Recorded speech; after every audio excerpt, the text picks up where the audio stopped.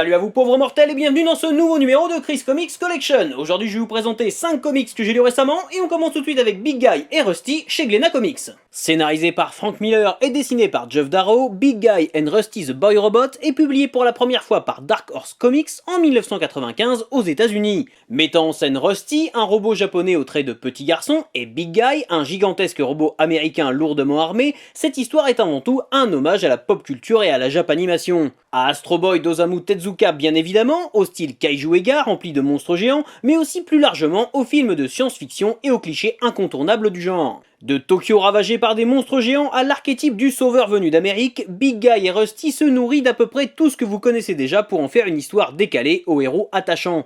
Visuellement, le style ultra précis de Geoff Darrow est tout simplement époustouflant, faisant de Big Guy et Rusty l'une de ses œuvres les plus abouties selon moi. Et tout ça est proposé dans un très beau format par Glénat, histoire d'en prendre plein les yeux. Suite et fin de Stormwatch chez Urban Comics. Henry Bendix, alias Weatherman, s'avère être de plus en plus difficile à cerner pour les membres de Stormwatch, et cela met en danger la cohésion de l'équipe. Confronté à des héros que l'on pensait disparus, puis aux terribles xénomorphes d'Alien, l'équipe va devoir revoir sa composition pour ne pas perdre pied et garder son indépendance. Ce volume contient les 3 derniers numéros de la première série Stormwatch, l'intégralité des 11 numéros de la seconde, ainsi que le crossover Wildcats Aliens. Introduisant les personnages de Midnighter et Apollo et remaniant l'équipe qui deviendra plus tard The Authority, la série, toujours menée par Warren Ellis au scénario, est certes moins aboutie que ce qu'il fera par la suite, mais reste un excellent comic book de super-héros allant à l'encontre de nombreux clichés encore bien ancrés à l'époque de sa publication. N'hésitant pas à supprimer des personnages devenus inutiles pour les remplacer par des héros bien plus charismatiques et originaux,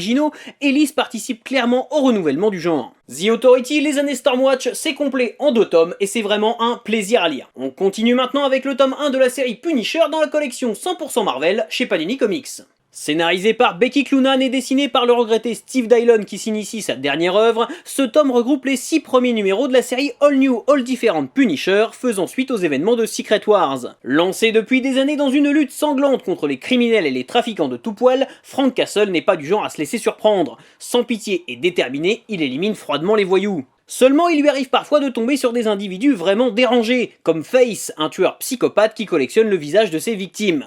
Le Punisher est maintenant pris entre deux feux, pourchassé d'un côté par l'équipe de Face et de l'autre par les forces de l'ordre. Si scénaristiquement ce tome reste assez classique, le rythme est bon et l'action ne manque pas. On ne peut que saluer l'initiative de Panini de proposer cette série en librairie, pour lecteurs avertis bien entendu. En conclusion, la lecture de ce tome n'a rien d'une punition, alors n'hésitez pas un seul instant. Delirium continue de proposer de très belles éditions de Judge Dredd en français avec Démocratie. Contenant 3 récits complets mettant en scène le plus impitoyable des magistrats de Mega City One, Judge Dredd Démocratie s'intéresse plus particulièrement aux citoyens composant l'opposition politique du monde de Joseph Dredd. Dans ce monde totalitaire où des peines très sévères attendent ceux qui osent s'opposer au système, les démocrates de Mega City One sont les derniers à manifester publiquement leur hostilité aux juges de ville.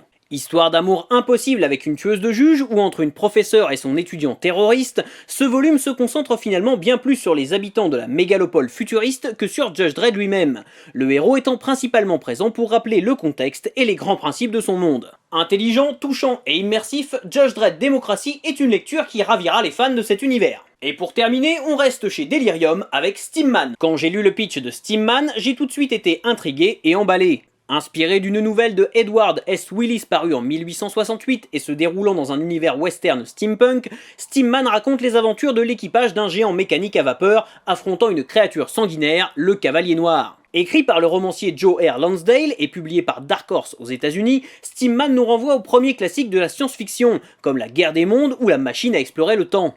L'équipage hétéroclite du géant et les créatures barbares qui l'affrontent répondent à des clichés du genre qui trouvent parfaitement leur place dans le récit, même si l'ensemble est un peu trop court pour vraiment s'attacher au personnage. Avec un ton parfois décalé et une violence assez crue dans sa dernière partie, Steamman s'adresse à un public adulte en quête d'univers originaux, injectant une bonne dose de modernité dans un patchwork créatif déjà vu mais efficace. Steamman, c'est un récit complet divertissant et sans temps mort qui mérite vraiment d'être découvert. Voilà, jusqu'à la prochaine fois, je compte sur vous pour avoir de saines lectures. Si vous aussi vous avez lu ces comics, n'hésitez pas à me laisser votre avis dans les commentaires. Et n'oubliez pas de vous abonner à la chaîne pour ne pas rater la prochaine.